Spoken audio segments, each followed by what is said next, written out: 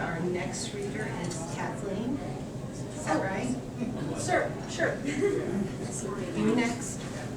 Yes. All right, it's dueling poets here between Jesse and Kathleen. We're making it up as we go. All right. All right.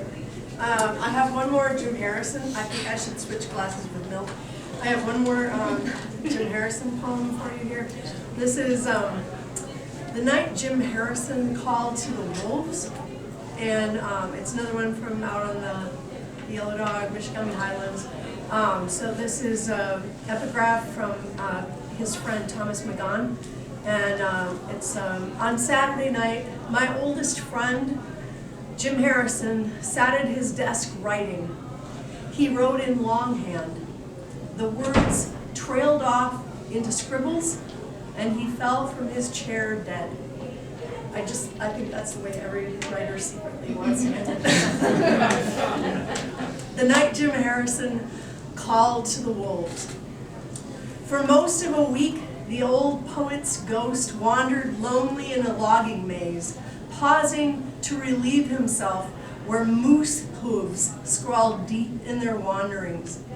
He'd crossed unnamed tributaries of Volker Creek and the Dead so many times he'd lost track, lost heart.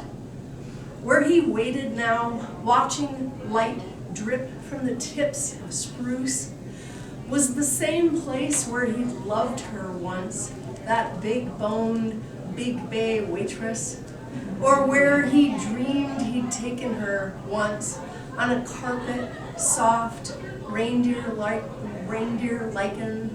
and wintergreen, opening like a starved young moose to his hunger, red vitals fluttering inside. Remembering her, he turned and dragged his wet boot to draw a circle and stepped inside. In the distance, wolves were cruising, late dusk bruising hardwoods, darkening ravines. With a wild grin, he howled back. He'd will these two tracks to end. He'd find her again. And then, in his head, he penned a dog-eared poem of slog and howl until all seemed to scatter. A blackened bone of spruce, where the tattered flag of his shirt would flutter truce come dawn.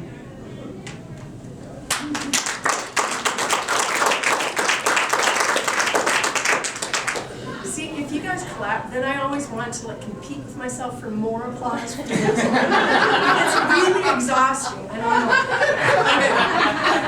don't know. Seriously. Okay. Just keep. Since I read more earlier, I'm just going to end on this one. This is a prose poem you can't see on the page, but it's just sort of a dense black, and that's how my brain sort of sometimes just blip information out. So this is called We Should Leave Some of This, and I wrote it last fall on the Yellow Dog Plains. I take the month of September and just go offline, off-grid, unplug from everything. Don't answer anybody's emails or phone calls for a month. And, so we should leave some of this. I'm tempted by anything that promises in one dose the equivalent of years of meditation. But nothing comes without a price. For example, ayahuasca asks you to swallow a foul paste, then vomit profusely, and in return it gives you a view of your death and peace. Other substances give different visions. This time of year, the woods are full of mushrooms, and everything that's edible is eaten or broken off and hauled into the trees for winter cache by squirrels. Sometimes the mushrooms are tipped upside down or hung in the branches to let the spores fall out, drying them. Sometimes the mushrooms stand perfect, uneaten, brilliant orange or dark mottled with yellow spots or carmine fingertips upraised from the moss. There are things so potent, nothing eats them. Nothing in a forest full of hunger.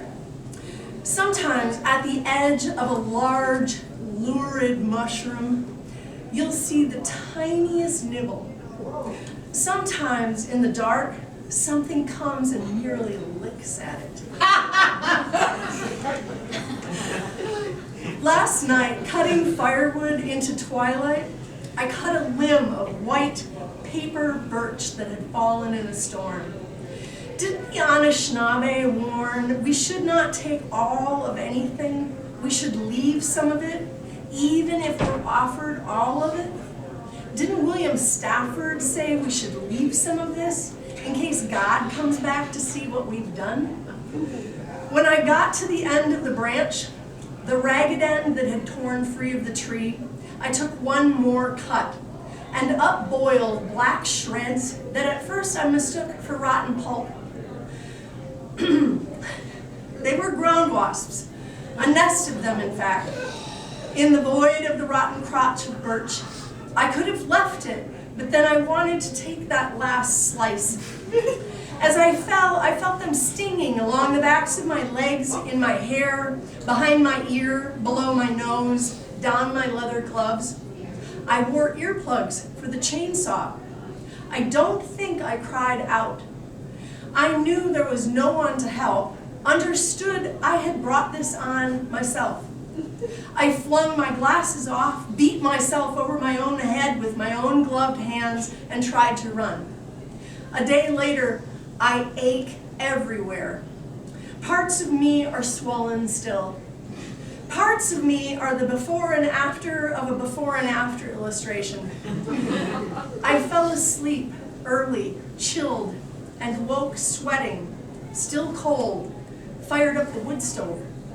Now I'm laying here, sweating it out, whatever venom's in me, listening to the wood stove tick, tick, tick, heated by that extra log.